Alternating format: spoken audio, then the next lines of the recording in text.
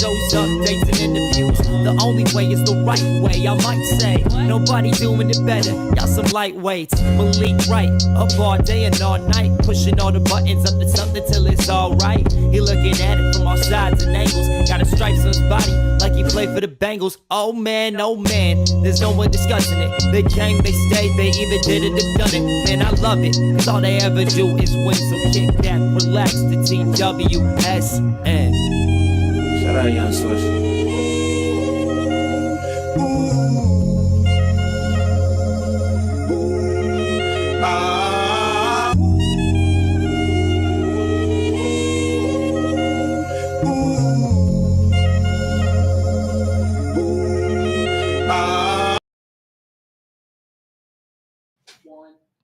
Thank you guys for tuning in to another episode of State of the Jungle presented by Right Way Sports Network. I'm your host, Malik Wright. Joining my co-host as always. We've got Daniel, we've got Logan, we've got Evan joining us back from the dead. Back from the sickness, From the sickness. Yeah. Right? Evan joining us back on Something the show going around. finally. Stay healthy, folks. Wash your hands. Got a jam-packed show, a lot of stuff to get into. But if you guys could do us a huge favor, give this video a like, subscribe to the channel, turn on post notifications so you guys don't miss when we go live or upload content from the TWSN studios. So if people caught in the beginning of me saying, I don't know how I'm going to do this. So appreciate that, Jimmy. I'm not feeling the best today, so I'm going to try to tough this thing out. But the Bengals hired a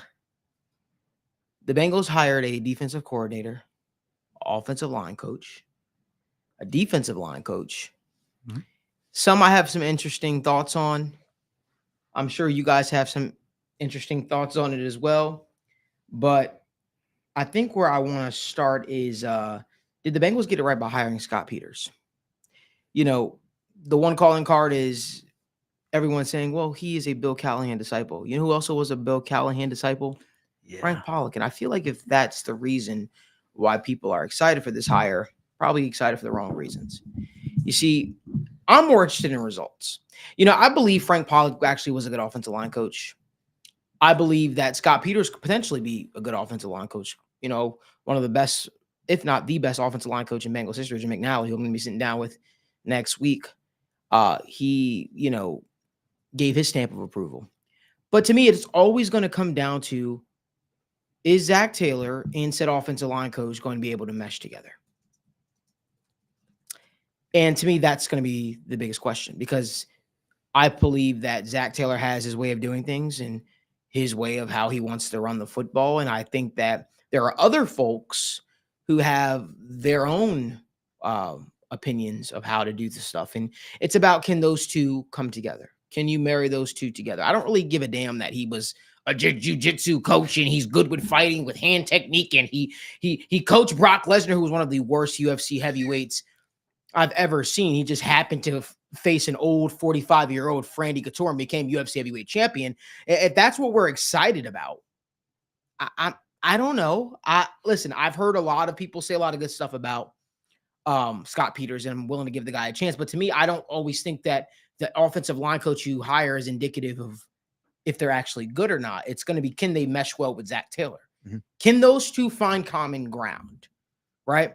And if you see this time, they stripped away the run game coordinator title, and they says, well, it's now going to be a committee approach. That could be in large part as to why Pollock also didn't work out here. And mind you, they should have moved on from Pollock. I agree. Mm-hmm. That marriage should have definitely ended. But I also don't think it's just a one-way street to say, well, you know what, Frank Pollock isn't a good offensive line coach. I think Zach Taylor has some owning to do with that as well. But Scott Peters is now the offensive line coach of the Cincinnati Bengals. He's good with working with younger talent, getting the best out of them. A lot of people are pointing to what happened in New England last year, which you just can't put all the blame on him. That was a crap show. It really was, right? So to me, you strip away that, the guy's highly regarded around the league.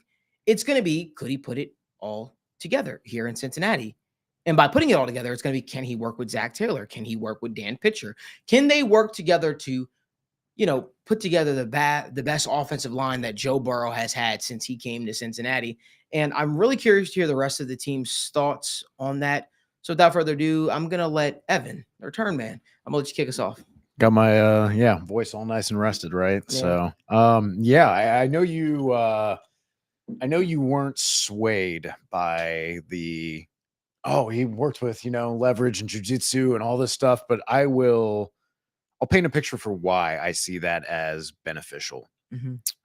We've talked constantly about how the Bengals have needed fresh ideas Mhm. and fresh approaches. That doing things the standard static way has not worked, and you needed to do something different. Um, with this gentleman here, and why I think that Peters is a good hire and at least has the potential to be a successful offensive line coach, is because he answers a lot of the problems that we've had with the Bengals in the last couple of years. We talked about just new ideas, bringing in fresh perspectives, but also development. We have lamented the lack of development for many of the young players on this roster. And part of that comes from a lack of focus on technique development, where that's kind of a league-wide thing where you see a lot of coaches talk about, well, we don't have as much practice time as we used to. You got to worry a lot more about install and specific situations like red zone, third down, all that stuff. And I hear that. But there are coaches who emphasize more on technique and development, and he is definitely going to be one of those. He built an O-line training academy, has come from that realm before he got into coaching. And I think you have a really unique blend of perspectives there, because this is a guy who was a football guy through and through, playing in the league for, I believe it was 7 years, before injuries had cut short his career, and then went out and found something that opened his eyes to a new perspective, a new way to view the thing that he had committed his life to. So I think there's a lot of humility and curiosity and enthusiasm that he had to end his career in football, and then get so interested in finding out the mechanics and how all of the different leverage that you can get with the body mechanics, and how we are just a whole bunch of wedges and pulleys and tools that we can use against each other to win when those lessons translate to football. And you've seen a lot of guys do this, especially in recent years. It's been more prevalent now than it was back then. But to see someone who was a football guy through and through, had his challenges and his career perspective kind of altered and changed, and instead of kind of being stagnant where he was, he changed. He learned something new. He applied that and found that enthusiasm, and then became an NFL coach after that, where he learned from Bill Callahan, as you said, one of the best offensive line coaches that we've known. So you do get that traditional background of tutoring, but it wasn't what you were necessarily instilled with from the get-go. That's not necessarily the core of who you are as a coach, a teacher, a developer, and a mentor, right? So I think it is really refreshing that you're going to have a guy with a different perspective, who then, after figuring out all of these unique approaches and understands, hey, there's things I don't know, there's things I can still learn, and is very focused on developing these players. I think that's going to be very beneficial for the Bengals in this upcoming season, as well as if this staff sticks around for more than one season in the totality, he's going to be very helpful in them as they get more expensive with guys like T. Higgins, Trey Hendrickson, and you have to draft rookies that you then have to rely on the offensive line. Frank Pollock was more of the, I'm going to get you to stand in the right place in the right time and be in the way, which is now I think Peters is going to have much more of the, I'm going to teach you the way to win the leverage on this, to maintain your balance, to give you more tools, as opposed to just saying, here's the job I want you to do, find a way to do it. It'll be, here's the job I want you to do, and here's the techniques you can use for the way you are. Right. And I think that's going to be really valuable. And I love the fact that you said that. And one thing I want to touch on before we get to Logan and Daniel. Someone said something great in the comment section. I'm sorry if it was a while ago, and I just don't want to scroll it back there, but I'm just being honest. Yeah, they said, allow the offensive line coach to come in and give his opinion and get the guys he wants. Don't bring an offensive line coach in here like Scott Peters and tell him, well, you don't know offensive line. Trust me, I know a thing or two about working with an establishment, and being told for 2 years, even though you run a media company, though you've been in media, you don't know media for 2 years, was told that, right? So don't do that to the offensive line coach. Allow him to bring his guys in here. If he has a vision, trust that vision. If he says, hey, I want said A player, don't say, well, we're going to give you a said D player. Well, we still gave you somebody, make it work, right? Now you're hoping, ideally, when you do draft those guys in the mid rounds, you could still get something out of them. You know what I mean? You're hoping that you can do some development. And I think that's where Frank Pollock really, really struggled when it came to guys like Cordell Volson. If Cordell Volson had a better offensive line coach that was, to Evan's point, touched a little bit more on the techniques and really got down and dirty with them and really helped them, who knows? Maybe he could have developed into a starter, right? But ideally, with this new offensive line coach, you're really hoping to have a guy that's going to be able to bring the most talent out of said offensive linemen. And that doesn't mean you're always going to have a starter, but you ideally, if you make the 53-man roster, you want to feel confident that that guy could go out there in a pinch and do his job. You don't want to be worried about the guy getting run over or pushed around. Like he shouldn't even belong in the National Football League, right? And I feel like far too often in the Frank Pollock era, there were a lot of offensive linemen who we looked at and we said, I don't know if that guy would be in the league still if he wasn't on the Bengals. And that should tell you something. If a guy is still, if a guy is, the Bengals move on from a player and they're a free agent and nobody's interested in signing them, what does that tell you about your philosophy? The Bengals need to overhaul their entire philosophy. Make no mistake about it. You could change coaches as much as you want. You could change offensive line coaches as much as you want. Until you change the way you approach, evaluate the offensive line positions, but in particularly the guard spot. Stop viewing the guard spot like this is the 1980s. Look at the NFL contracts to guards in the last year and a half. Right. Yeah. There's a reason why guards are getting paid what they're getting paid. There's a reason why that's looked at right now as a premium position. Because guess what? Most you look around the league. There's a lot of talented edge defenders, but there's also a lot of talented interior defenders. A lot of guys that are emerging. Guys like Milton Williams, guys like Oso Odigizua that we just recently did a player profile on. Guys that are just able to wreak havoc in the interior of the offensive line. And I'm sorry, guess what? Joe Burrow's the kind of quarterback where I've seen him go out there when he had what was the offensive lineman that blocked for him in the Super Bowl? Isaiah Prince. Isaiah Prince. Right. I would listen, he has proven to be able to work miracles with bad tackles. Luckily, you're in a spot where Orlando Brown, Amarius Mims Jr. are not bad tackles, right? One thing that has evaded Joe Burrow throughout his career is the ability to evade the interior pressure that comes up. That's where most of the plays, kind of blow up in his face. And if he's you great want at the edge pressure. Right. If you want to face, you got to face people like Justin Matabike, you got to face people like Chris Jones, you got to face people like Cam Hayward Jr., and you're out there blocking them with Cordell Volson and Alex Kappa. The philosophy has to change on the way that you evaluate the interior of the offensive line. Because once your philosophy change, your reality changes. And when your reality changes, then you can start realizing some of the things that we're talking about, like success, like maybe not starting slow, like maybe rattling off a couple of more wins. You know what I mean? Like, to me, I can go all day and I will go all day. But Logan, I want to get you in here, then I want to get to Daniel. Yeah, so I kind of wanted to go back to something Malik started this whole spiel with, and that is just the importance of the relationship between the offensive line coach and the head coach, a play caller, and even the quarterback. I think, through my short coaching career and trying to learn so much about football, man, the offensive line is, everybody knows how important it is, but it's triple the importance you think it is. And it's even more difficult than you think it is. The amount of protection schemes, the amount of, adjusting that goes on between the quarterback, the receivers, the tight ends, the running backs, the offensive line, like that all goes hand in hand. That it's all going to fall back on to the O-line coach and the relationship he has with everybody else that works together on the offense. Like that relationship has to be something that works. And if it's not, you will find out very quickly.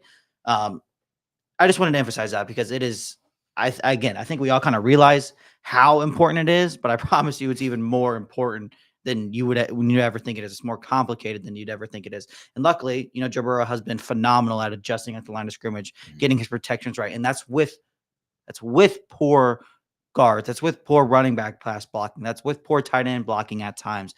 So it's even more exciting to think about the fact that if we can get more out of the players and have all these things, that everything will kind of keep coming together.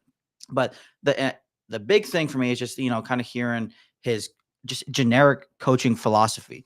He's not a guy that's just going to tell you what to do, expect you to do it. If you don't do it, oh well kind of thing. It's very refreshing to hear that he's gonna, like Evan said, he's gonna give you all the answers, all the tools. You just gotta figure out what works for you. Yes, he might want you to do it this way, but if you can't do it, you can't do it. I'm not gonna sit here and keep making you try to do something you can't do. We're gonna figure out another way to do it. And that's what I'm looking so forward to for Amarius Mims, right? Yeah. It's like you have so many tools with your athleticism, your size, your length, but like just be in the way is easy for you to do. But if you want to maximize the potential for Amarius Mims, Yeah. teaching him ways to use those tools functionally. Yeah. You're in education.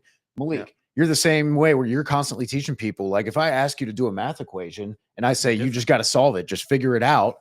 Or I say, here's a math equation and here's a calculator and here's a textbook and you can figure things out and here's the tools to do that. You can achieve an answer a lot better. And it's about being right? So giving your players the tools to get to the right answer is very, very helpful. And just from time constraints and philosophy differences, coaches don't always do that. And I'm really excited for Peters to at least have more of that developmental teaching approach. Yeah, he just gives off the vibe immediately that he's going to leave no stone unturned when it comes to truly developing and getting the most out of his players, which is just obviously such a big need for the Bengals. They haven't really developed too many offensive linemen almost ever, it feels like. But so just again, the team's getting really expensive. You're gonna have to start not necessarily balling on a budget, but just getting the most out of guys, regardless of position. And if we can get more out of guys on the offensive line, that's just gonna save you a whole lot of money down the road. It's gonna allow you to just keep drafting offensive linemen and trust that you're gonna be able to develop them and trust that they're gonna be able to perform no matter the situation. He's a unique guy. He does a lot of things differently. But at the end of the day, he seems like he's truly going to put the best foot forward into just getting results however they come. And that's really all that matters. Sorry, I was just going to say, ideally, too, if you are doing better at developing the guys behind your starters, there's less of a drop-off when injuries happen. And you do have to put those guys out there. It's not, holy shit, he's just going to be just getting knocked down out there like a traffic cone or a subway turnstile. Like it's going to be, hey, here's an opportunity for a guy to get valuable reps and at least make an effort to play capably at least. Yeah. And I think for me, looking at two things, one, change can be good. And I think that's what I'm excited about. One of the things that I was interested in is there's not going to be a run game coordinator. That's what they said. It's going to be a group thing. And that's one of the biggest questions I've had is, the efficiency of the running game for the Bengals, albeit they are going to be a pass first offense with Joe Burrow. And I'm sure a lot of that has to do with him. I'm curious to see how the efficiency goes up and just how all around they change, just because you've seen many different, offensive line coaches. You can go to Cleveland, right? Look at when Bill Callahan left this past year. They changed up their entire scheme. And I think there's going to be a lot of change with the offensive line, whether that's, hey, keeping a running back in or, doing different things, whether it's Drew Sample being in there, or Cam Grandy being in there. There's going to be so many different things that the Bengals do pass protection wise differently. That's what I'm excited to see. And just all around, just bringing in new guys. That's what I want to see, right? You got two guards on the team, Kappa and Volson graded out as arguably bottom 5 in the entire NFL when it comes to, pass protection and a bunch of different other, stats. I just want to see them bring in some new blood, whether it's, from the draft or free agency. I just want to see this offensive line kind of get rehauled from the interior. So those are the two biggest things that I'm, excited about when it comes to Peters. For sure. I agree with you, Daniel. That's actually crazy. Betsy Bootcamp, he said his dad is Jim McNally. I'm sitting down with him. He said we should interview his dad. I'm actually sitting down. I'm going to be doing an interview with him next week as well. So I'm really excited. Tom Jones says, check out Lapham's Karras interview on. Yeah, no. But I hear you. Yeah. So the Bengals hired a defensive coordinator. So I want to talk about real quick. Bengals hired defense coordinator Al Golden, the worst kept secret in all of for the last couple of weeks. I want to check the temperature on this hire. For me, this is a hire that I knew was happening. It makes sense for a lot of reasons. Zach is on the hot seat going into this year's season. And so I thought that the hires he made, I didn't expect him to go so far-fetched. I figured he would go with a familiar face to a degree. I like the Al Golden hire. Al Golden also has experience with the Bengals. He's widely regarded in that locker room. Players have a lot of respect for him. He is a great leader of men. He is someone that I would say is a perfectionist to the minute details. I'm excited about this defense hire. I also think that, to me, this signal that it's not that they didn't like Lou. I feel like they just felt like they needed a change of voice. Them going with the Al Golden hire signifies to me that they want someone that they've had success with before in the past, someone that has been a part of those defenses, to game plan for like the Chiefs, right? Those defenses that have game plan for teams like the Bills and so on and so forth. Um, and maybe he brings a little bit of good luck with us too, right? Last time we saw Al Golden as a Bengals, I think they swept the Ravens. So maybe that kind of brushes off to him, taking over the new role as defensive coordinator. But I think what you're expecting from him is the ability to really develop some of the younger players.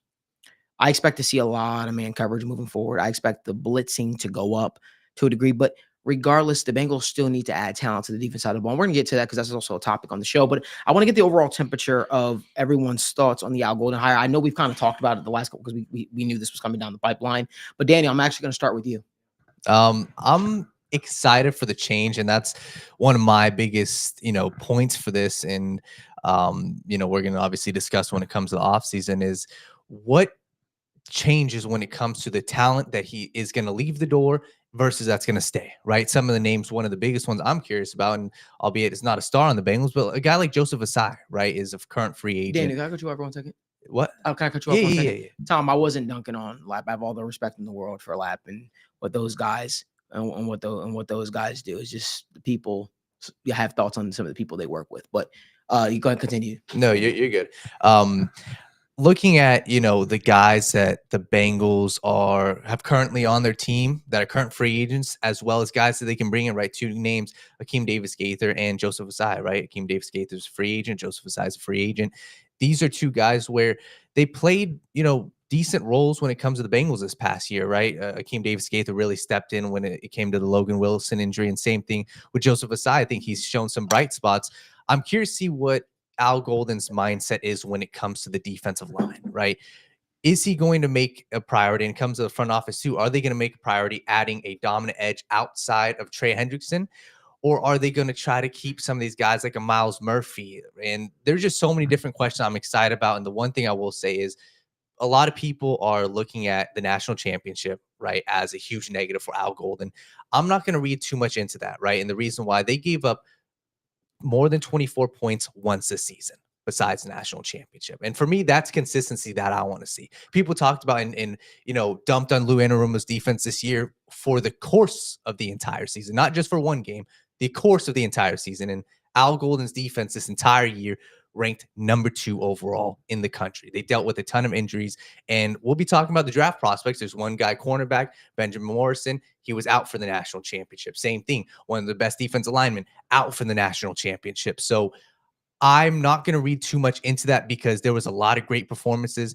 They kicked the doors off of Penn State. The final play of the game, Drew Allard blew the game, and that was a credit to Al Golden's defense. So I know I kind of went a little all over the place, but I'm excited to see what he brings onto this team. He was good, very good as a linebackers coach for the Bengals, and all around, I think one of the biggest positives is it's just a change. It's a change in voice.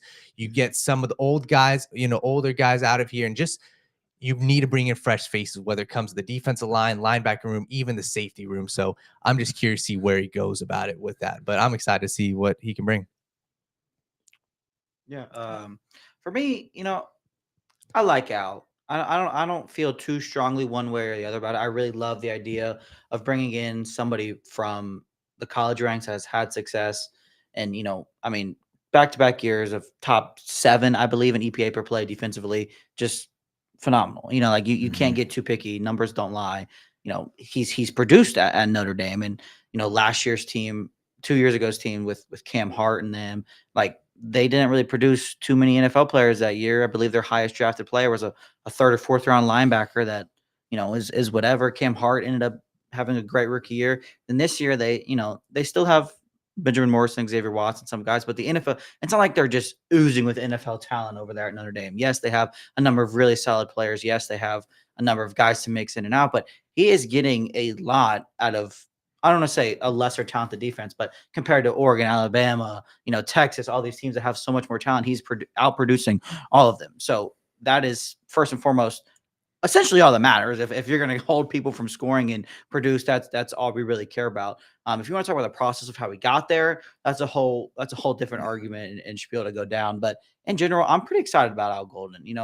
Just again, I'm a big fan of bringing somebody in from college. If you can teach these complex schemes and these different things to 17, 18, 19, 20-year-olds and have them do it effectively, you have to think that NFL pro players are going to be able to execute it and perform it at an even higher rate. And I just talked about how much success he has in calling plays and running the defense and getting the most out of his players. So there's just a lot of things to like about the specific hire of Al Golden. Again, it wasn't the biggest secret in the world and everything, but truth be told, it could go a lot of directions though. Still, too, he hasn't really done too much in the NFL. Obviously, he was our linebackers coach, had some more important duties in those games, but he could go a number of different ways.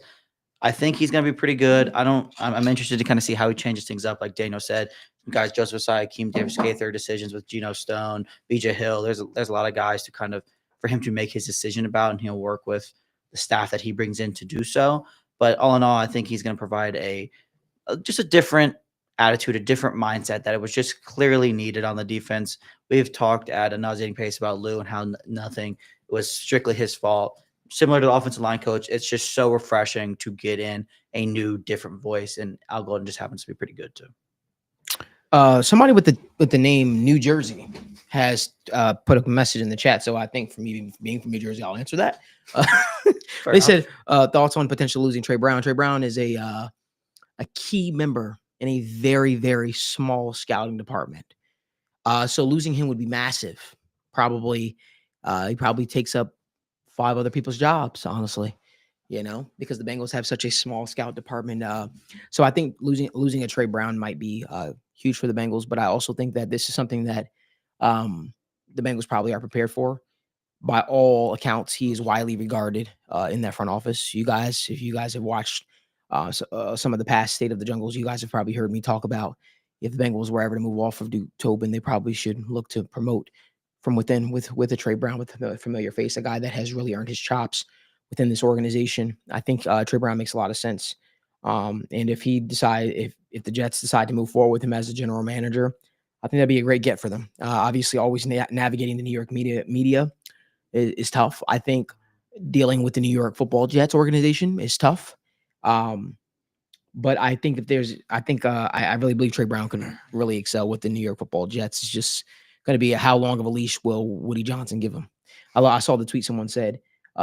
He said if Trey Brown gets hired by the Jets and he doesn't bring in enough 80 plus overall players on Madden, he will at least have a job. And that kind of made me laugh a little bit. Somebody said maybe it'll force them to hire 5 scouts to replace him. Hey, listen, from your lips to God's ears, maybe that's a way to increase the scouting department. Or they could just hire Evan McPhillips, and hire Evan McPhillips. He's a young, talented mind. Think about it. I'll work for very cheap. If I was going to make a joke, but I don't know if I should make the joke. I don't know if I should make the joke. Somebody said they get a third round pick this year and next. Yeah. One this year, one next year. That's if he gets hired. I don't want to say it too soon. Yeah. You know what I mean? But if he does get hired, that does make a lot of sense. So we're rooting for Trey Brown, to get promoted. Absolutely. Because you like to see good stuff happen to good people. But yeah. So I think of the Al Golden hire. I think it's for me. It gives me a certain level of comfort because he was in charge of the Bengals third down defense. I said third down defense when he was here. And I think that, if you look at it, that was the money down for that defense, man. Jermaine Pratt had one of the best years under him. Simone G said, make the joke. Simone says, make the joke. I was going to say, if you hire Evan and Evan got promoted, you wouldn't have to go. You wouldn't have. Okay. I'm not gonna make that joke. Didn't make it through. I'm not gonna make that joke. But listen, by the way, I can just say that I hate that rule. What? I genuinely, I think it's wild. It's ridiculous.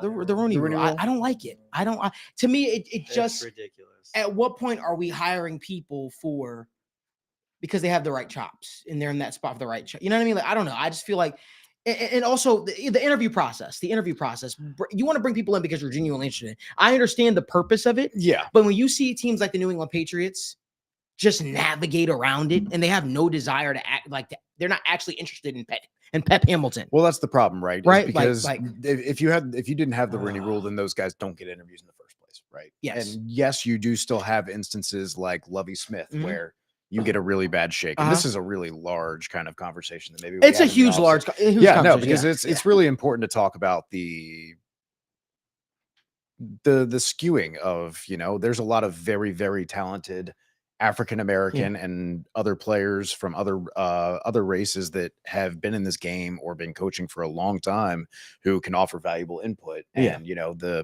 the disparity of, when you look at the numbers or the percentages of, white quarterbacks or white head coaches was, it was something had to be at least addressed for it. So we can go into that a little bit. And I more get in that. depth. And let me just say this. I'm not even a person that's saying, hey, you need to do something with it. I just personally believe that People if do you're- circumvent the rule. Like if you're like you interested will in a guy, whatever. be genuinely interested in a guy. That's all Yeah. I'm saying. Don't waste Yeah, people's time. You know what I mean? Like, it doesn't matter what race you are, what color your skin is. I think it's more if you get in the door and get in front of them, they go, Yes. wow, he actually kind of blew us away. Let's bring him back for a Right, second interview. right. We didn't I just think that realize there's a better way to go about it because then you have people that feel like, and this is a heavy conversation, but Right. this is the people there. You have conversations where people feel like, well, you're just interviewing. Well, I'm actually qualified. I'm this, I'm that. Like for me, Brian What is Flores, it? Yeah. Brian Flores is a guy, and I understand he has a lot of his quirks and stuff he needs to work out. I just feel like, Brian Flores is a guy that probably should have garnered a little more attention. Yeah. I think He that's was fair. such a hot candidate going into I think the he was offseason. maybe just a little kind of radioactive coming off the Miami tenure to where Yeah, people just yeah, wanted to let that yeah. sit for a year or two. But bringing that back to Al Golden, man, Yeah. where we were at talking about defensive coordinator for the Bengals. I think comfortable was the good word that you Mhm. used. I did not expect them to. I think you can be kind of critical of the process in the sense of you didn't cast a wide net. You didn't try and necessarily maybe get the absolute best guy for the job, which objectively speaking, you want to interview 5 to 7 guys because you may have one guy you think is really good, but you may talk to him more and realize there's a lot of surface level ideas there, but maybe doesn't know how to flesh it out or bring that to fruition, right? Or is relying on that where some guy might come in and blow you away and be like, I've been thinking about this for 5 years, preparing for this opportunity. I got 2 different binders on how I'm going to do this for development, how I'm going to do this for, and you go, wow, okay, this guy's on a different level than we thought, right? So I think that's valuable in expanding the process. But I say that is the objectively good thing. But I do think that this is the instance where you say, Zach Taylor, pick your guy.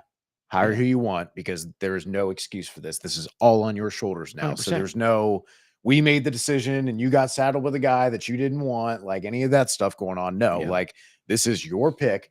And obviously we've seen, this is how it just goes with coaching circles, right? Right. You have guys who are formerly with your staff, formerly that you work with, that you're comfortable with. He's familiar with the organization. That's why everybody from day one was like, hey, here's 2 or 3 guys. And Al Golden was on almost every list. Right. And it made sense. And that's not to say he's not a good hire or a good coach. But again, we're just getting nitpicky about the process. So when we talk about the coach himself, I do think looking at Notre Dame and how they coached and played their defense in terms of their aggression, their soundness, and how they let their players play fast and loose.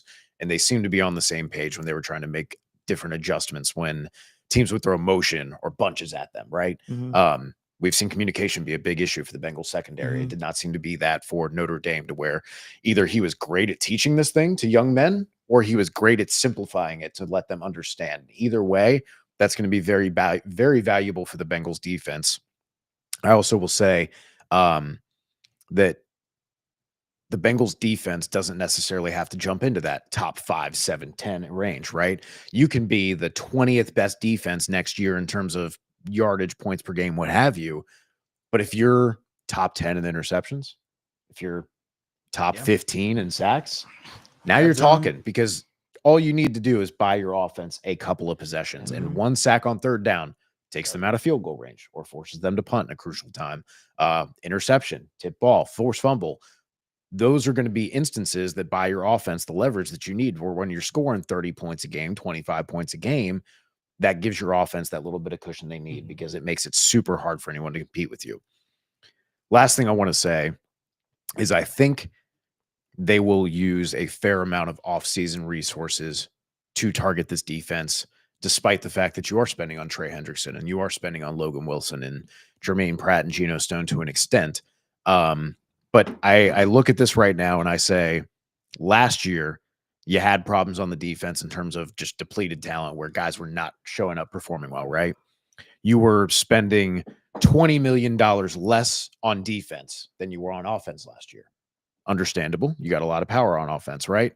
This year, right now, offense is scheduled to be 130 mil against the cap, defense only 97. So that goes from 20 to 30 million. And we haven't even talked about, you're going to cut 24 million off with Sam Hubbard and Sheldon Rankins and maybe Jermaine Pratt if he sticks around, depending on how Al Golden feels about that. You know, a lot of people were just assuming when Luke took the job and Cole. I saw people tweeting, "Oh, well, that makes sense for."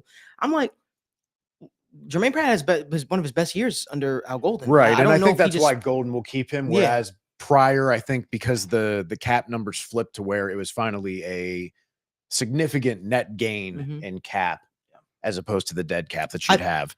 But that's what all I'm saying is that you're spending $40 million to $50 million more on your offense this year. Right. So on top of, you want to get an infusion of, maybe 2 or 3 young guys in the draft, and then you get more young guys on your offense to balance out the spending a little bit, maybe. Right. But I do think that they go and get 2 or 3 kind of Alex Kappa, Mike Hilton level free agents out there, like of the middle tiers, where they say, hey, we're going to give 3 guys $8-10 million a year, and we're going to balance out the spending a little bit more, refill the coffers, as well as get 2 or 3 draft picks. So I think Al Golden will have the resources to get some guys that he feels good about and kind of remake this defense a little bit, and also encourage some competition on this defense, because you need it, especially in the secondary. And just to touch on that a little more, I think I just want to reiterate this. This is not like Madden, right? Where like you bring in a new defensive coordinator, and I think a lot of people just think you just move off people. You put an infusion of youth in here, and you just expect them to play some critical snaps. And it's like,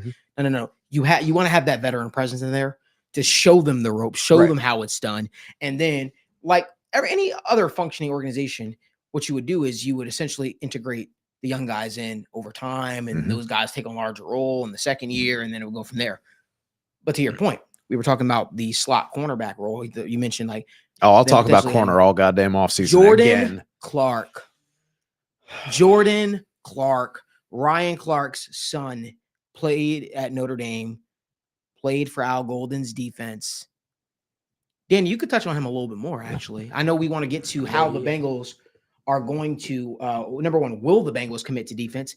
But we can talk a little bit more about that. But I want to get your thoughts on that. For sure. Jordan Clark, Ryan Clark's son. Yeah, and there's a lot of guys that make a lot of sense, whether it's from Notre Dame. Jordan Clark is a guy where he's a slot cornerback. And I watching the national championship, and I watched him at ASU. He transferred from ASU to Notre Dame. This is a guy, he may be a little undersized, sure, at 5'11", but I watched that national championship game, and I thought the way that he covered Emeka Boku, like he was on his ass the entire game, one-on-one in the slot. And for me, when I watch the Bengals, I look at a problem and I need a solution. The problem with Mike Hilton, one-on-one coverage, he got toasted time and time again. He's whether it's his speed, athleticism, he just didn't have it, right? Whether it's against the Chiefs, we saw it many times in the playoff game against this year, CeeDee Lamb, one-on-one. What I saw him do in the national championship, he basically blanketed Emeka when he was in the slot. And that's what I want, right? Obviously, we got guys like Dax Hill who could play the slot. We got a lot of guys on this team, sure.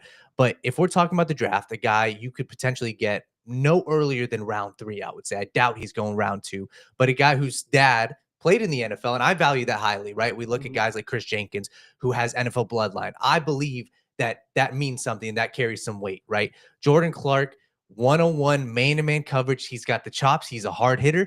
And like I said, if you want an infusion of youth, if you want somebody to, add to the team, he's a guy that I would absolutely be full hungo. Hey, even if it's third round, it may be a little rich for some people, but that's a dude, NFL bloodlines. I've seen him do it time and time again. He's a little bit, on older side, but 5 years at the collegiate level, we saw him cover some of the best receivers in the entire college football. I love him as a slot cornerback, and I think that you wouldn't have any question. Hey, 101, if you want to blitz everybody, I think he will do a fantastic job in the slot, and I'm going to be a huge fan of him all draft process. Well, Daniel can attest to this. Him and I were up watching film, and a lot of these college athletes at 4 a.m. the other morning. I fell in love with a player, and I'm not afraid to say it. Carrington Valentine was a guy that I loved a couple years ago. Kentucky guy, Jimmy's nodding his head. He's pretty happy right now me saying it, but Noah Williams. It's a guy I really, really like. Guys flying under the radar. Here, Danny, I have a comp for Noah Williams. Yep.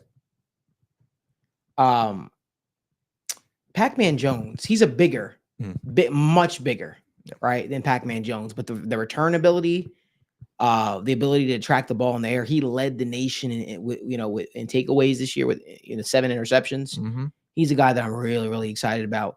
I really would love to see the Bengals not overthink one of these kind of guys, right? And if they're staring at you in the draft, just pluck him away because he makes sense for your roster. Just my thoughts. Dan, if you want to touch a little more on him, you can. Yeah, I mean, I'm excited for all draft season. Noel is a guy where, like I said, I want high character guys. I want guys who also have experience. And Noel's a guy who's been at the collegiate level, like I said, for 5 years. He transferred from UNLV, went to Cal. And I want a guy who's got size and he's got production. Noah Williams, 6 foot, 200 pounds, lengthy cornerback. And I want somebody who's versatile, right? This is a dude who's been consistently, he went from a wide receiver, played safeties, played cornerback. He's been everything. He's also been the #1 punt returner for their team, #1 kick returner for their team. I want a playmaker, especially when we talk about round 3, round 4, round 5. I just want a dude who is a straight up good football player. And this is a guy I think you would plug and play him. In my opinion, I think he would be the best kick returner on the team immediately when it comes to the Bengals. And if not, you're drafting him to develop as your starting outside corner. I think this is a dude. He's got the long speed. He's got the size. He's got the playmaking ability. That's what I like in a cornerback. I think Noel's got it. So I'm just excited all around. Even, if you guys want to touch a little bit more on Notre Dame or some of the other guys that I was gonna carry us in and actually just say, hey, we talk about, will the Bengals commit to defense? What would you like to see the Bengals do? I don't want to just tailor it to Notre Dame or something that. What would you like to see the Bengals do? And one, do we actually think that they will? Right? There's what we think they should do, and there's what they actually will do. I have a hard time seeing that a guy like, Al Golden would come here if he didn't get some concessions from the organization of what their plan is to fix the defense, because this is a guy that got quite a few concessions. He's walking away from, but he is walking away from a lot of money, right? Yeah. Walking away from a lot of money to be the coordinator of the Bengals defense. And I'm curious, what are your thoughts, Logan? I mean, for me, the biggest thing hopefully he's going to advocate for is just finding 2 more pass rushers, one on the interior and one on the outside. And especially if you lose Joseph Ossai, because I'm not going to I don't want to overhype him or unhype him or anything. But obviously, if he leaves, that need becomes even larger than it would be if he stayed.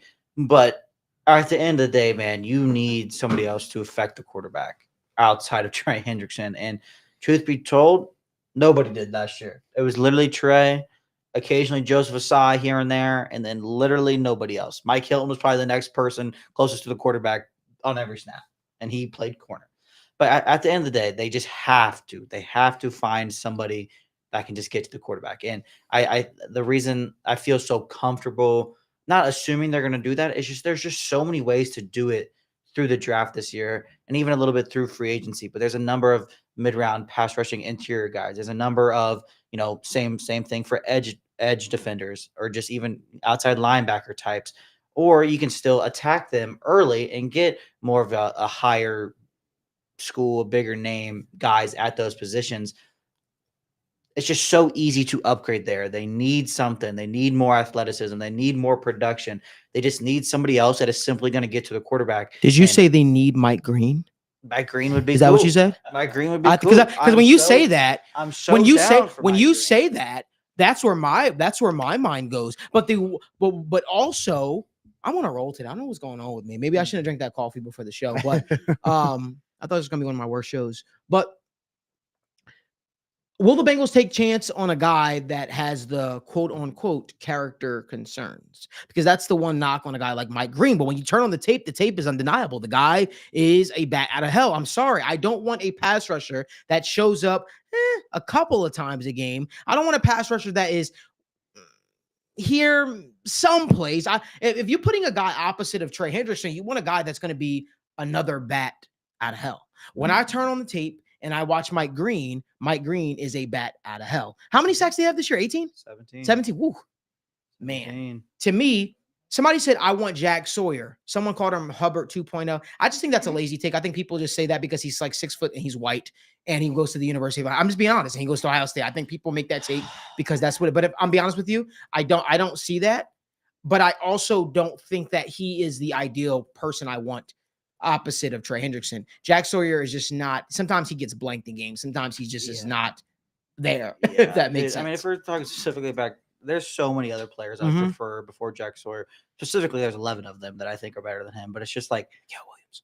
Yeah, like there's just, it's so easy. I don't want to say it's so easy to get better than Jack Sawyer because he's, I don't want to act like he's some nobody football player, but it's just like from the floor and the ceiling are not separated by much. Yeah, from what the Bengals need, you know, this is what we've kind of really been getting into during the draft season, is like, I like Nick Scordon. I like Mykal Williams, but these guys, man, those guys are guys that profile as nearly every down edge defenders. They can play the run a little bit. They got a little bit of pass rushing juice. They got the traits to develop into that. The Bengals aren't in desperate need of an every down edge. That's not the skill set they're 100% looking for. They need somebody to come off the edge and sack the quarterback, get to the quarterback, make splash plays in the passing game.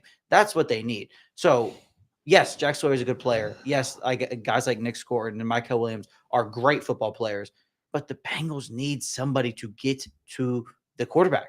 That's why a guy like Mike Green is so fascinating, because he gets to the quarterback at an elite rate. James Pierce Jr., same thing, gets to the quarterback at an absurd rate. They need somebody to do that. They don't need a guy who's going to be on the field every single play, that's going to stop the run, that's going to do all these things. That's not what they need.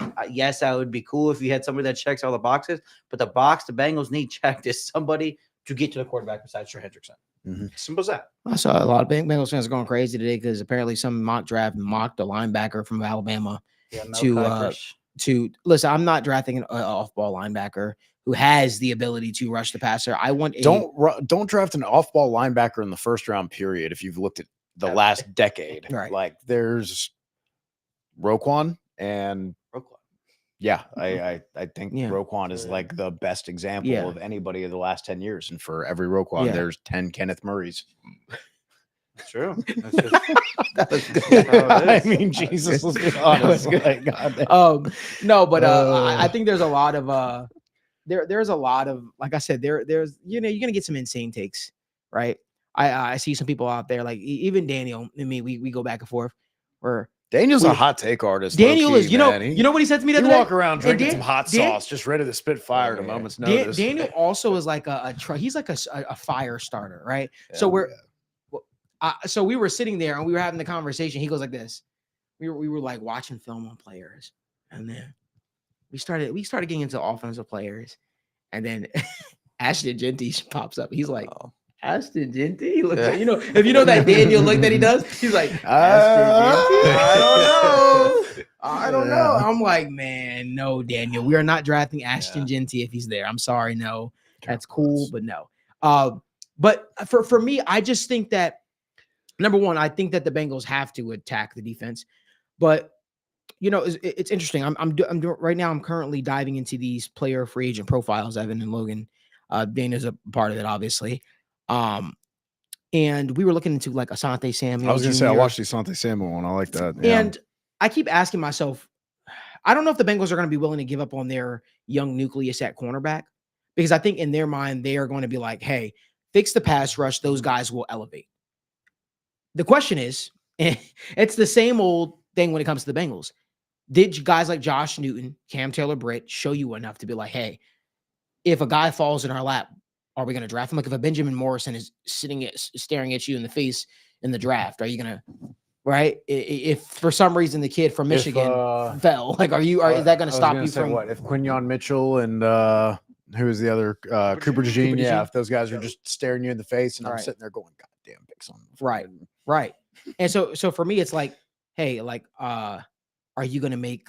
You know what I mean? Like, are you like, for me, Are you it's just going like, to take the really, really good player that just fell in your lap at a premium position, or are you going to do the Billy Price thing again? bro? I was watching tape. I was watching tape. I don't love guys like Kenneth Grant. He's fine, but I just feel like you could get. He's fine. That's You love him. I don't love him, but me and Daniel talk about him all the time. Oh, okay. I was worried to see Daniel's reaction to see if he was about to kill you. His tape is not crazy to me. It's not like but you can he's see a the run. upside. You could see the upside, but first round pick, I don't know. I'm not there. Second rounder, maybe third round, maybe. Yeah, He's I'm with you. I think the thing with these guys, that's a floor pick in my opinion. I think that Kenneth Grant obviously has the upside.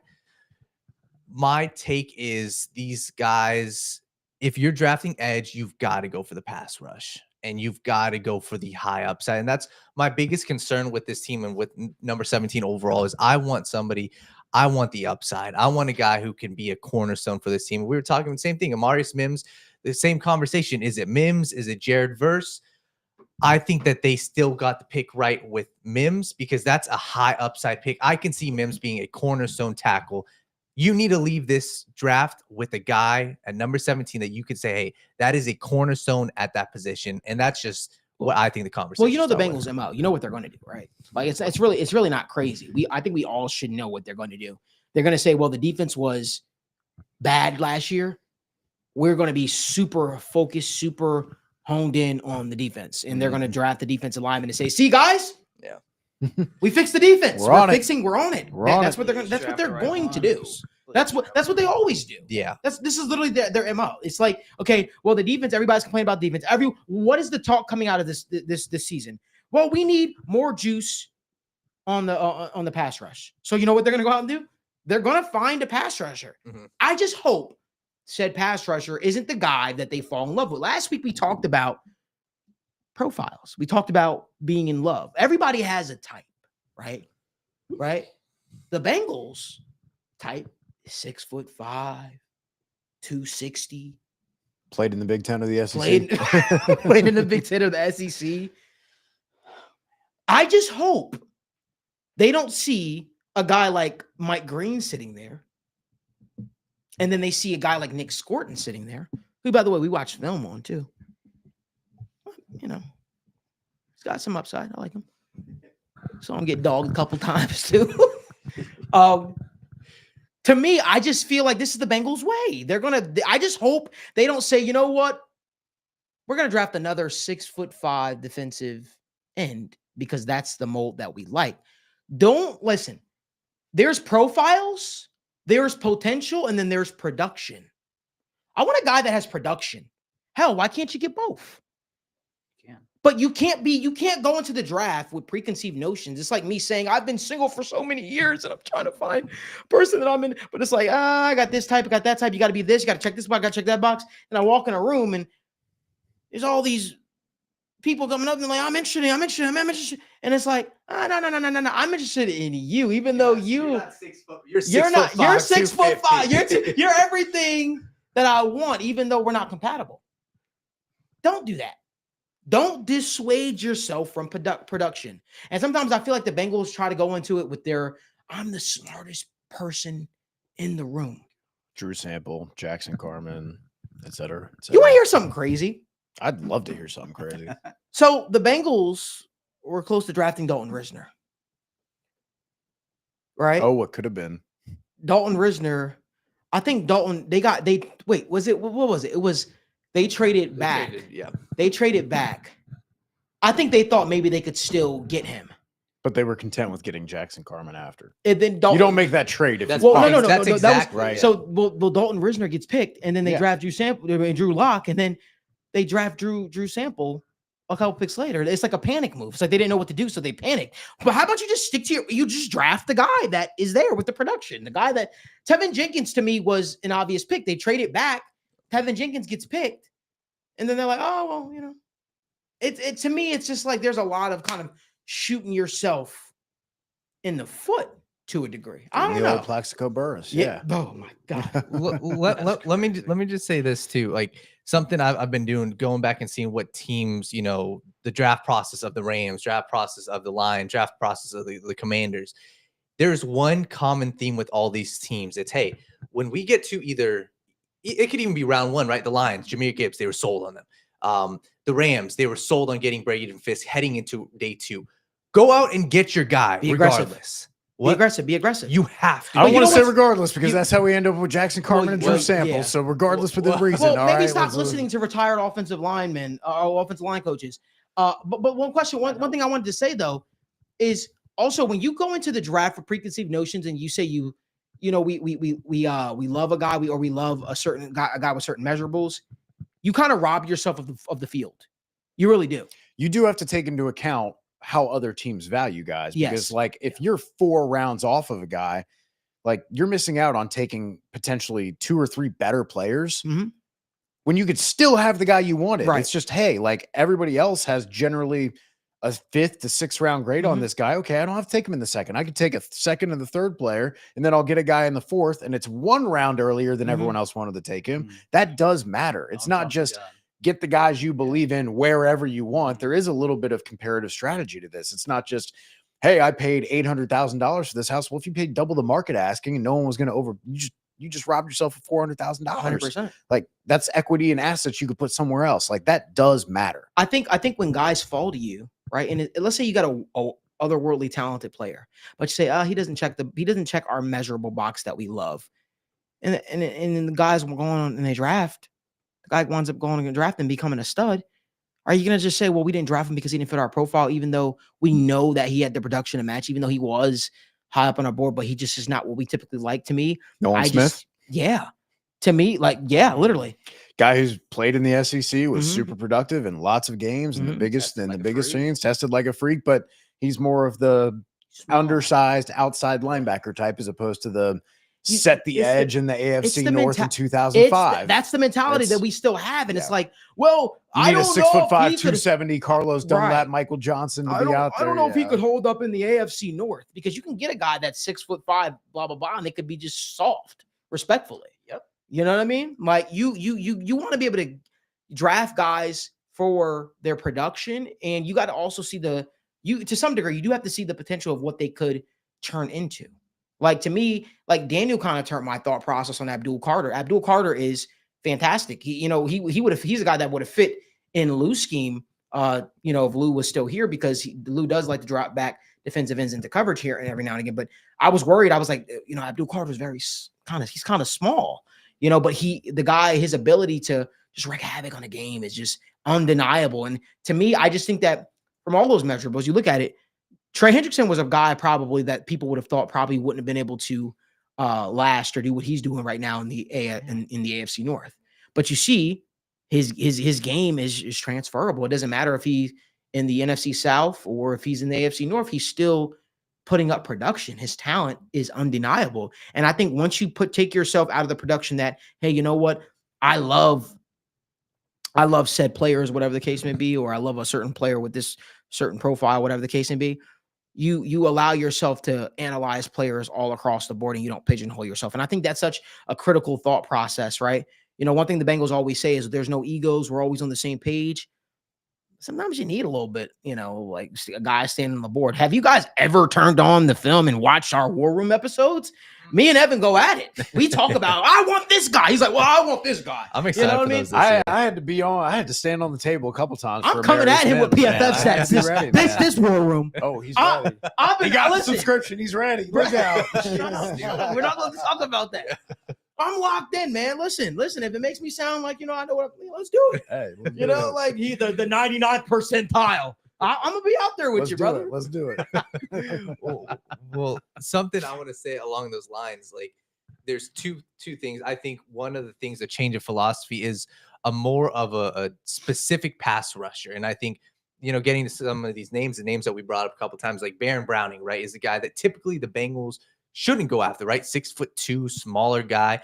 This is going to be a position where all offseason long, Logan, we were talking about this before, this draft as well, there's guys like one guy that I love from Michigan, Josiah Stewart. Like, production, and they may be a smaller guy, but hey, I want somebody who can rush the passer. Give me, even if it's situational, a guy like Baron Browning, you pay what, 8-10 million. Even if he's just rushing the passer on second and third down, I believe that's what this Bengals defense needs. And that's one position where you don't need, and we were talking about this earlier, you don't need a 3-down guy. I want somebody who I can bring in and be a situational pass rusher and let the rest of these guys handle the early down work. But that's something, if I was in this front office, I would really focus on, is whether it's a Baron Browning or, like I said, Josiah Stewart in the draft. If you can rush the passer off the edge, even if you're a little undersized, if you got the strength, that's what I personally love. I think Baron Browning and Josiah Stewart are two names I love. Wait, say that again. Baron Browning and Josiah Stewart. Yeah. What? I've been cooking with Baron Oh, Browning. yeah. He's probably my cooking with Baron favorite Browning. out of all the free profiles. He's probably the one that I'm fully sold on. His dad also followed me and shared my Really? stuff. Because I listen, I didn't even know his dad was on Twitter or anything like that. But I put it out there because, number one, he's a guy that I remember, at least early in his career, especially with Denver, he kept flashing. And then obviously things went downhill. He tore his meniscus. His pass rush grade has always been super high, right? He's one of those guys. He's like a similar stature of a Trey Hendrickson. I think he's a guy that's falling under the he's a guy that you could probably get for a prove it type deal, maybe 1 to 2 years stability, but prove it. And he doesn't stop you from drafting a guy, but he is a guy that can help you bring that guy along, slowly. You can probably swap him in there as a rotational piece. I think Baron Browning has a lot of upside, and he's a guy that I'm really, really excited about. I really hope the Bengals do have interest in him. Obviously, when free agency and all that stuff starts, I'll have the scoop here on this channel and all that good stuff. But while you're here, also, we haven't done this in a while. If you guys could do us a favor, give this video, like, subscribe to the channel, and turn on post notifications so you guys don't miss when we go live or upload content. Hey, I want to jump in and start answering some questions.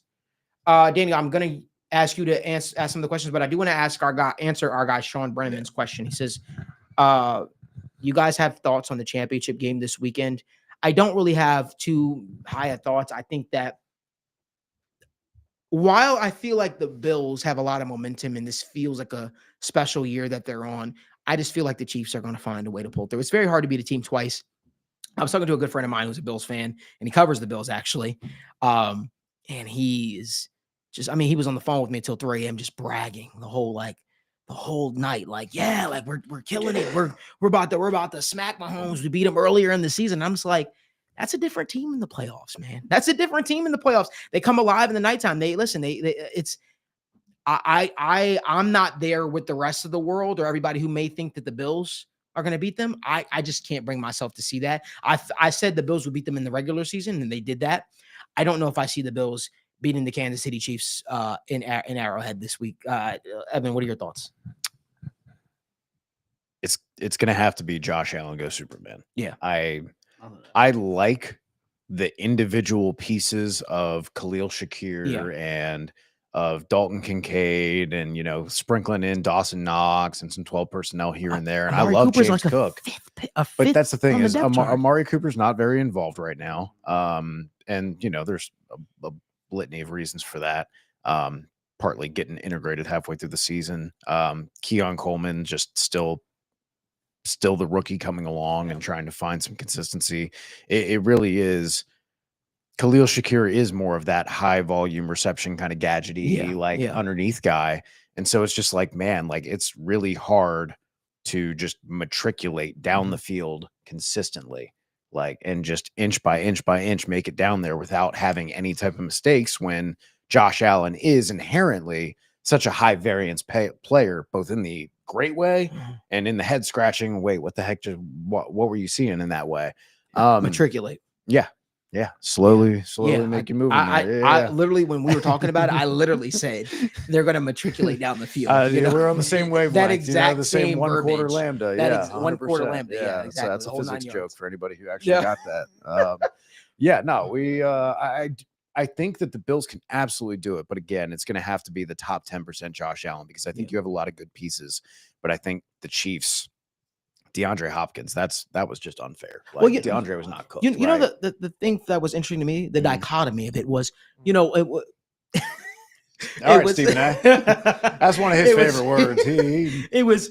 I don't know if you were watching the game, but the Bills were killing it, and then they just got to a point where they just They stalled. Stalled, and they just were playing conservative. That's the thing You is- can't do that in Kansas City. They don't have. I'm not like trying to be hypercritical because they have so many things that they can go to, but I don't know that they necessarily have a staple besides Josh Allen Mhm. be incredible, right?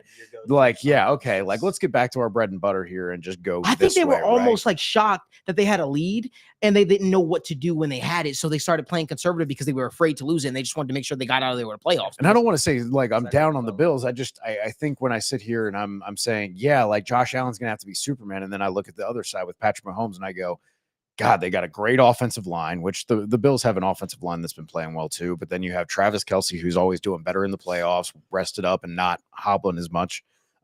Xavier Worthy is becoming more and more integrated and comfortable in that offense week in, week out. They've got Hollywood Brown, who's come back and is getting healthier every single week. And now you got DeAndre Hopkins on top of that. Then you've got the defense, who has slowly accumulated some talented players over the last couple of years to where they're not that unit they were the first 2-3 years of the Chiefs dynasty, where it was, hey, we've got some okay players and we're just going to Steve Spagnuolo the fuck out of you until you can't see straight. Like that's not how they're surviving anymore. They actually have some good players down there, man. So it's definitely going to be tough. I think Kansas City's probably the more complete team. I think the Bills have the higher variance ability of what they can achieve. It's just going to be a lot harder to reach that top peak performance spot. Yeah, the floor of the Chiefs is just so much higher. That's obviously Right. why the record is what it is. There's no, we all know how good the Bills can be. The Bills can be this. The Bills can be that. The Bills can win the Super Bowl. They can do so many things, but the odds of that happening in the specific week when they needed to, is just not nearly as high as it is for the Chiefs. That's what happens when your roster is built the way it is. The season's gone the way it is. The Bills have holes. The Bills are banged up. There's so many things. At the end of the day, the Chiefs are they've played good football all year. They've found ways to win games, and that's what they've done. That's why they're going for the third straight Super Bowl. It's just, unfortunately, it is what it is. And I hate saying that in the AFC Championship game, that it is what it is. That's just the type of team the Chiefs are, man. They're going to find a way to win. Like Patrick Mahomes is Patrick Mahomes. They have guys who've historically played super well throughout the playoffs, and there's just little reason to expect any of that to stop right now.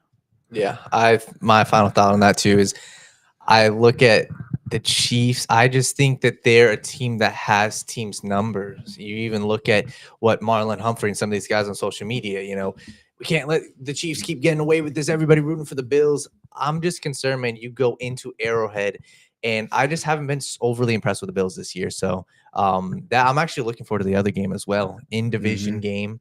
Commanders. Got Commanders. It's I don't trust that Jalen Hurts name, man. Being Yeah. honest, I don't trust it. It's the Commanders. The biggest weakness I see is this. I think it's going to be Saquon and the offensive line for the Eagles versus the rushing defense of the Commanders that was lackluster throughout the season, but they've kind of been that young, scrappy team that captured the magic to convert on 3rd and 4th down constantly and just seem to be, playing really hot right now. So maybe they bring a great game plan in for what the Eagles like to do. But I think it's going to be a lot of the defense. And we talked about this when the Bengals played the Eagles a little bit, how they're, the passing offense is a little disjointed to say the least right now, to where things are not clicking.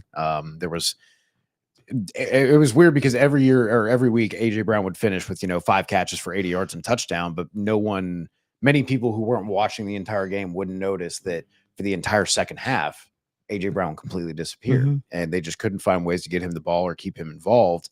And they just kept relying on their run game and their defense to play with the lead. And I think it was one point where 6 straight weeks, AJ Brown had 3 total catches for 40 yards in the second half of games. And so if you don't have that guy, if you don't have that guy on the field making those plays as your top wide receiver, you don't have a pure pocket passer. You and I love Jalen Hurts. I was the first one to say I was impressed with the lengths and strides he took as a passer from Alabama to Oklahoma to the NFL. I still don't think he's a top 15 read the defense pocket passer. I think I don't see him as that consistent down to down passer. I see a lot of the play action, the rollouts, the scrambling, the threat of the run, and then the occasional good deep balls. I mean, contested balls for AJ Brown, he was catching 90-something% of them this year. It's just crazy, unsustainable numbers that make everything else look better, right? But if you don't have the half of those completions, because contested catch percentage doesn't always be at 90%, it's usually 50-60 if you're really good at it, right? If you're 60-70, if you're really, really having a good year. So take away those 300-400 yards that, you got from being really lucky, and then those couple touchdowns. And it's like, now you start to see some of the cracks for the Eagles. So I definitely think there is an opportunity for the Commanders. Wouldn't it be crazy? Jaden Daniels leads the Commanders. It'd be cool, man. It'd be the really Super cool. Bowl in LSU, where he played, in Louisiana. Like, People be told pretty crazy. all of us as Bengals fans, I'm sure, like when Joe Burrow came into the league and people realized what they were. Like I had, people that I worked with through media stuff at PFF, fans of other teams, reach out to me and be like, "Hey, man, I'm really happy for you guys. Joe Burrow's awesome. He's a lot of fun. I'm so happy you guys have, as a much maligned franchise, have finally found like a real franchise superstar." Yeah. And I got to message him back when they got CJ Stroud for the Texans and tell him the same thing. And I hope that for the Commanders, man. There's some of those franchises, just like the Bills, just like the Lions, where it's like kind of our kindred spirits in the sense of the misery of the last 25 years. Right. It's like you identify with them a little bit. So, when you're out of the running, it's like, hey, man, I'd like to see those guys win, and they deserve one. And for all the shit they had to take with Dan Snyder and all the nonsense he was involved in, like we're not even going to get into that, but they deserve one, man. And their owner really wants to win. He's also the owner of the 76ers, isn't he? Or he's a managing partner or something like that for the 76ers, I believe. No idea. He's something with I was going to say basketball ownership gets really weird because they are one of those industries. Is he them or the They're the ones who hired the dude from the Golden State to come and find their GM and stuff too, right? That's what I watched. Yeah. So I have some serious ties to the basketball world. And then Magic Johnson. What a guy. But Daniel, let's get to some questions in here. While you're here, we greatly appreciate everybody joining in the conversation. If you guys give this video a like, subscribe to the channel, and turn on post notifications. Yeah, I was trying to figure out what else he owned. I think it is this. It's 76ers. He owns 76ers, right? Yeah, I thought so. Yeah. That guy has the chops. He's got to do something with Embiid because that process is dead. But so we got some good questions in here. If you guys have any questions, make sure you drop them down below. Travis Schwallers talking about the draft said, "What's your guys' thoughts about drafting an offensive lineman round one? If it's a guard/tackle hybrid, so we have 5 minimum years and a potential successor to Orlando Brown Jr." Draft is for the future. Free agency is for the now. And if I have to stand by that, only position I'm not drafting is a running back. Quarterback. Or a quarterback, running back. Realistic. Well, okay, question will then go off. Would you rather the Genty or tight end? Because I personally would rather Genty, but because there's tight ends in the Were you not sad? Are you just not satisfied with Chase Brown? Did he not do enough for you? You selfish bastard. No, wait. Well, you got to realize the running game will never be a huge focal point in this offense. So you're already passing 60+% of the time, mostly around 65. So for me, I'm drafting. What if we change the tight end? I think because right now, all Bengals fans have to think with this thought process. As much as you like the guy, much as he showed a lot, you have to operate with the thought process. Eric All is not on part of this roster right now. We don't know what that recovery is going to look like, right? So right now you're starting tight end because everybody likes to say, Gesicki is not a tight end. He's a slot receiver. Okay, he's your number 3 receiver. So you have to operate with the thought process that your starting tight end on the Cincinnati Bengals currently is Cam Grandy and Drew Sample.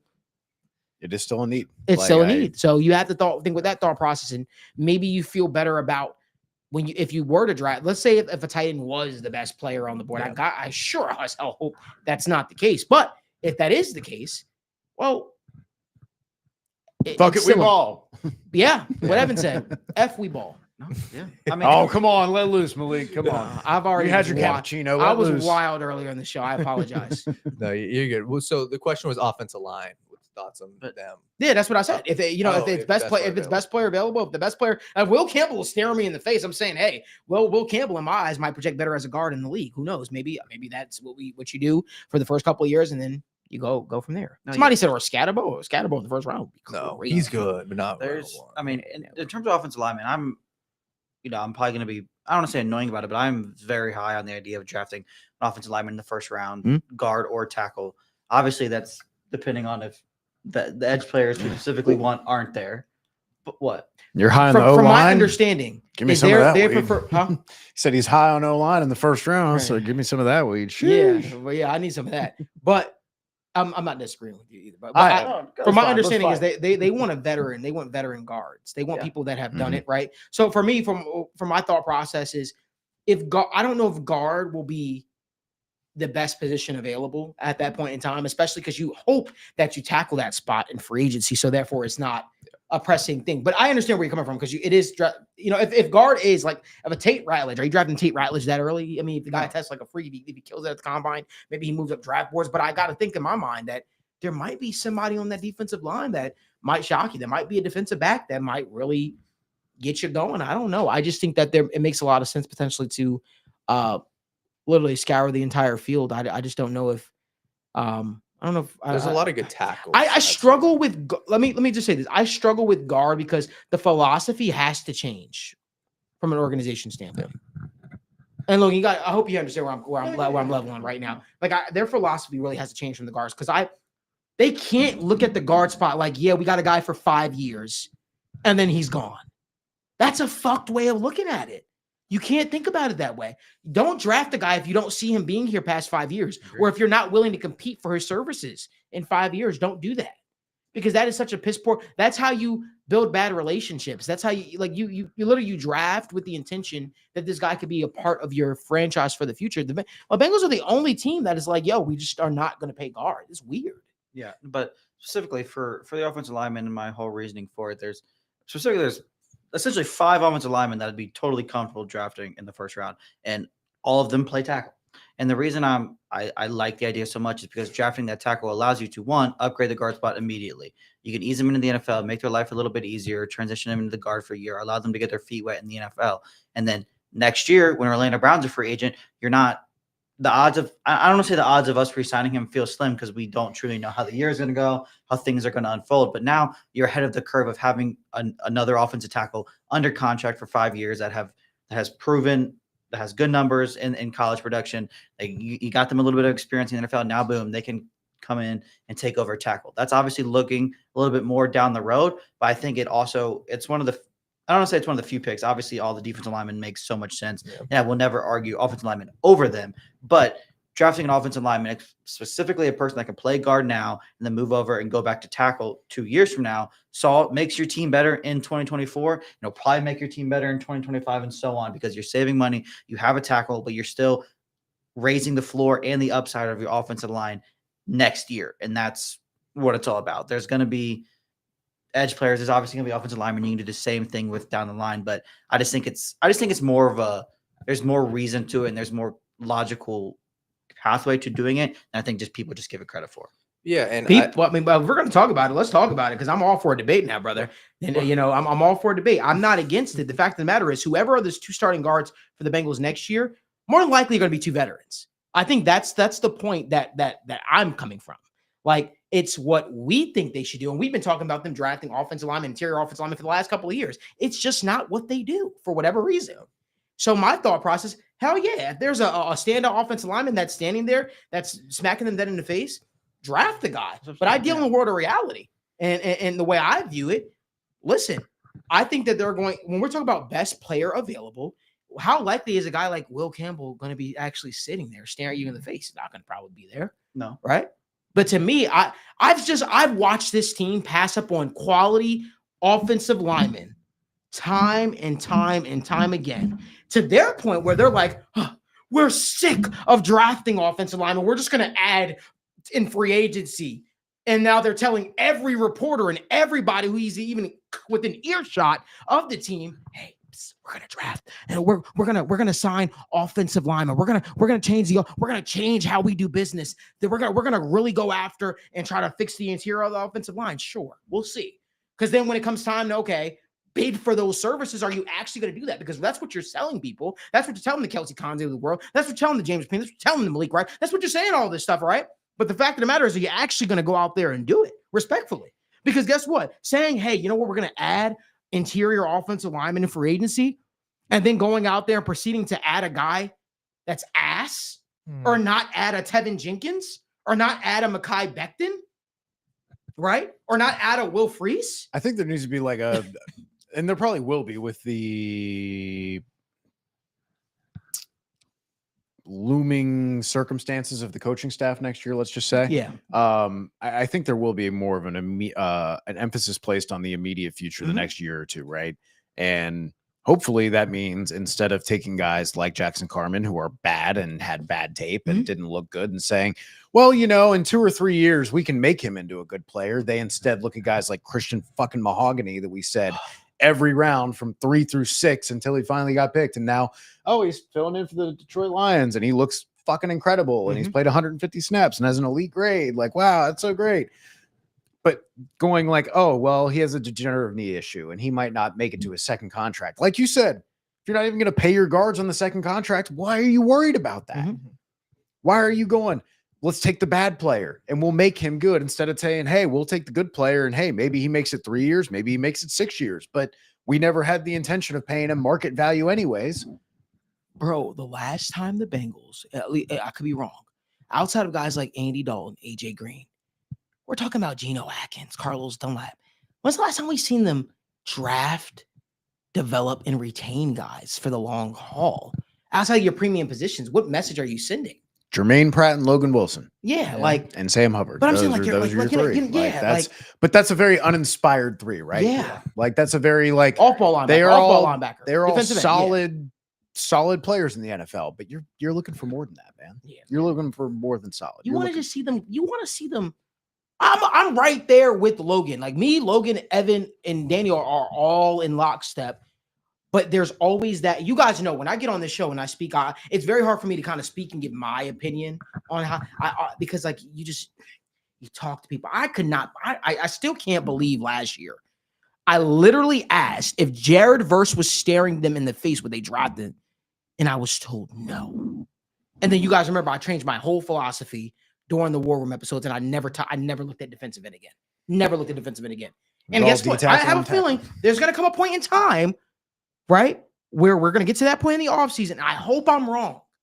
I hope they don't go into it like, nope, we're not going to draft. No player outside of quarterback, and depending on what happens to T. Higgins, wide receiver should be off your draft radar. There's no way you should be looking at it and saying, nope, we're not drafting that position. Yeah. Because we have an overabundance. Because, like, respectfully, that's what the good teams do around the National Football League. Yes. Look at the Eagles, man. They will literally keep adding. The cream rises to the top. If a guy is really elite at a position, he'll rise to the top. They could have been said, well, we're not going to draft Jalen Carter because remember we drafted Jordan Davis before? And we still got Brandon Graham who's coming back out of it. Bro, no other team goes into it and make these tongue-in-cheek handshake agreements that says, we're not going to draft. It's like when they told, what team tells Andy Dalton, we're not going to draft a replacement. We're not going to draft any competition for you. And then you come out proudly and say, well, Patrick Mahomes was rated number 1 on our board. What? You draft players. You draft players. You draft offensive linemen, and you say, if you're the best of the best, we'll put out our best starting 5. That's what we'll do. You don't go into it and say, well, because we really like this guy. He's a good community guy. And, oh, well, he does such great stuff. You don't do that. That's why I'm saying, if there is a cornerback staring at you in the face, don't say, well, we love the spot that we're in, because just as quickly as you're in that spot, you could be out of that spot. You shouldn't be looking at it saying, well, you know what? We like Dax Hill. We like this guy. Bro. You could like all this. You could, we like Geno Stone. We got him. If Malachi starts staring at your face, what are you going to do? Oh, we got Geno Stone, so we can't do that. We promised Geno Stone that he will be here next year. Why are you making agreements with players and not trying to get better? What are we doing? That's my thought process. I don't mean to be whiny up here, but I'm just being honest. Like, sure. Nobody should go into making, bro, I'm not making any handshake agreements with Ted Karras. I'm not going into it with any handshake agreements with Ted Karras because you sell tattoos and hats. You're gonna be our guy. We're not gonna bring any competition, bro. If that's a guy nice is to have, like, but that's not why we're here. Nobody does that. That's not, yeah. You could be a community guy from the bench. If there's a guy that's gonna come out here and give us better production than you, the thought process of no, we're not gonna add this guy. We're not gonna do. Come on, bro. I just get annoyed because they're the only. If my stock guy is a complete asshole, but he's getting me 25% returns, I'm cool with it. If he volunteers all his time at the soup kitchen and he's losing me money like crazy, I'm not going, man, you know, but he's a great guy. So I'm just going to give him my business and let him keep losing my money. Like, no, you're here to win, man. And like, yeah, like there is a line. You don't want to give $250 million totally guaranteed to a sexual serial predator. You don't want to give a lot of money to guys like Greg Hardy who throw their girlfriends on beds full of assault rifles. Like, yeah, there is a line. But at the same time, like, they don't have to be like bastions of community service. You want them to be involved in the community. You want them to give back. Absolutely. But you know, like they can do that on their own time. They can do that quietly. Like Geno Atkins has his own foundations, but he was never, you know, oh, here's my photo op and here I am out here and I got this book and I'm going to go do this, that, and the other. Even Joe Burrow is big about it, where he's like, hey, I have my foundation. You guys know about it. I'll talk about it. But like, I'm not out here all the time doing stuff like crazy and just dedicating every single minute of my free time. And that doesn't make him any less of a quarterback, right? Like it's about the talent. You want these guys to be good as well as good people.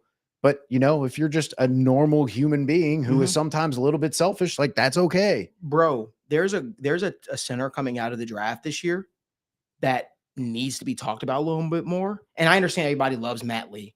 And I hope that he develops into what you're expecting. He also was a 7th round pick, so you also got to keep that. But again, there have been a lot of centers who were drafted late and become something in the league. So I don't want to just he's a 7th round pick. That's lazy, and I should slap myself in the face for that. But the kid Jonah Mahi from USC, Monheim. Sorry, my bad. That dude, if he's staring at me in the 2nd round, I'm considering it. I'm considering depending on how the field shapes up, because that is a spot. Like, listen, bro, do you want great play at the center spot? The interior, I want to build a fortress on the interior of the offensive line. Like we have these tongue-in-cheek handshakes with players who are like, well, we love you because you're bro. As much as me and Evan love Jermaine Burton, as much as me and Evan talk about his potential, dude, I'm being real. If there's a receiver in the draft that's staring at us, I'm like, bro, I'm operating right now. Jermaine Burton has showed virtually nothing in his first year. I'm operating on the sense of Jermaine Burton has had a instance with the police, apparently, according to the report, had threatened to harm himself, has been dealing with eviction from his apartment. Like, I am, at this point, not concerned for the player. I'm concerned for the person. Right. Like, that is completely separate from football there. And that is an example of, you know, someone who didn't work out, who had those concerns. But then you look at another guy that they were considering heavily. Remind me of the nose tackle out of Texas who went to the Titans that I can't remember right now. T'Vondre Sweat, like absolutely had some character concerns, some issues there. Oh, look past that. Right. And it's not saying that like ignore all character concerns for these people, but it's like, okay, like, yeah, like again, it's putting Andy Dalton over another talented quarterback who isn't just the super nicest G. Williker guy ever, right? Like, again, yeah, that's great that Andy Dalton stops and says hello to every bird he passes, right? Like that's fantastic. Tweet, Mr. Birdie. But like, I'm not looking at like, I don't know. I'm trying to think of a quarterback who's a little bit more quiet, like Justin Herbert. Justin Herbert's not a super rah guy, not a super like I'm out in the community all the time doing like incredible stuff, and I'm gonna, you know, hey Jim, how's your family and all. Like he's more reserved. He's a little bit more quiet, but like. You're taking Justin Herbert over Andy Dalton, right? Like, and it's not ignore all character concerns, but like, we got to stop putting like guys who start a charity, like just on like pedestals who are like super outward about it, because there are so many guys who have great foundations and do great work like Ted Karras. They just aren't as public about it. They just don't have PR teams pumping it up and constantly selling merch to, again, good cause. That's going to a good place, but they just operate differently. And if we don't hear about it, that perception changes all of a sudden. And now we're like, well, this guy is super awesome. Like, yeah, I want Walter Payton. I want every man on the team to be a Walter Payton Man of the Year, but like, you know, it's not realistic. You know why I get a little frustrated? Because there are so many smart people within the Bengals community who genuinely are doing free work for the Bengals. Like for them not being able to be like, hey, we want to go out there. We don't want to, expand our scouting department. There are so many smart people like Jake Lisco, like Gridiron Joe Goodberry, like John Sheeran. There's like Matt Minnick. There are so many smart people within the community that literally do free work and act almost as scouts for the Bengals, like Logan. Like there was so many people that do free work that literally uncover these gems, and then we're like, there's. I'd like to think that that the people that I named, myself included, Daniel, like Evan, I like to think we're all a smart group of people, and if we all come to the same consensus about said players, there's probably some merit there. There's probably something that and I'm not saying you should listen to us, we're scout. That's not what I'm saying though. But we all like know how to watch film. We know how to, we know what to look for, right? Now, I think it just comes down to what you like, respectfully. Yeah. I think it comes down to, and that's what we talked about before, them having a type and them having their sort of, I guess, their type of player that they would like to draft, the player that fits said mold.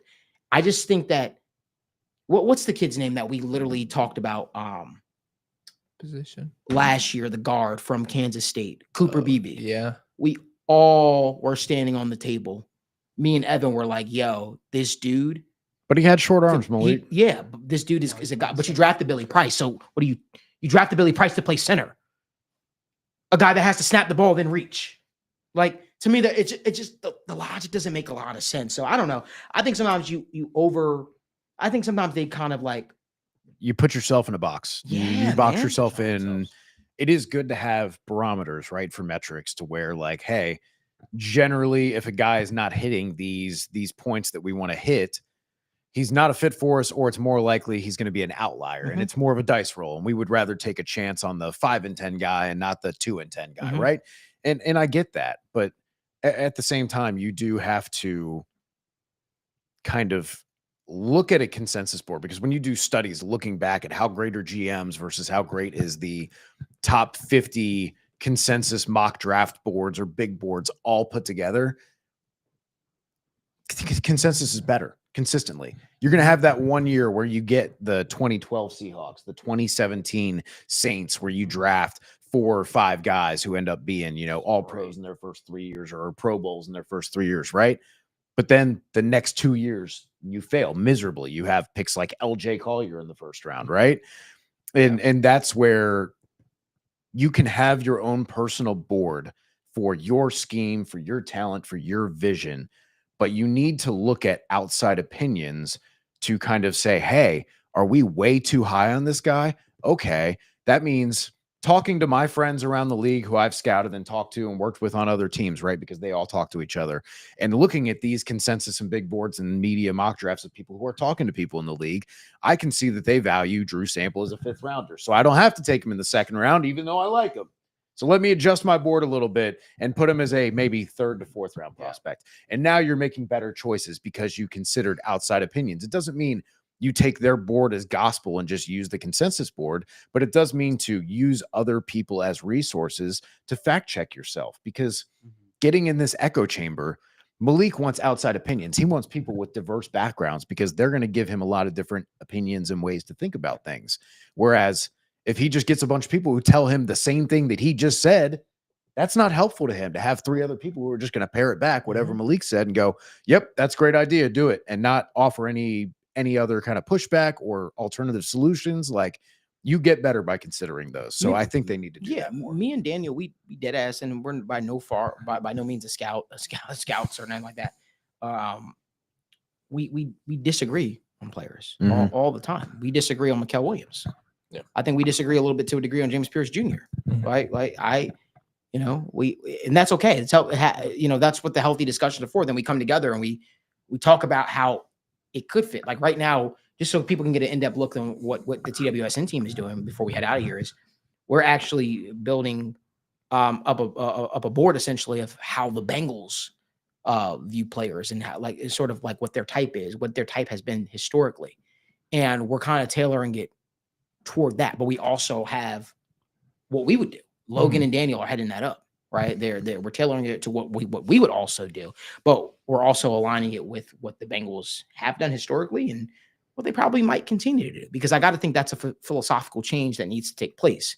Now, it's going to be curious. I'm going to be curious to see, does Al Golden have more control of what said happens than Lou happened, right? Like I'm really curious to to see what happens with that. But like one thing I could be said, I could tell you is, it's going to take for the Bengals to get this thing correct. It's going to take a collaborative effort. Right? There's no one way to do things. I think that maybe they should learn from this process. And I think, it's weird. I feel like the Bengals, depending on how much success you have with the team, I think that's when they give you more autonomy.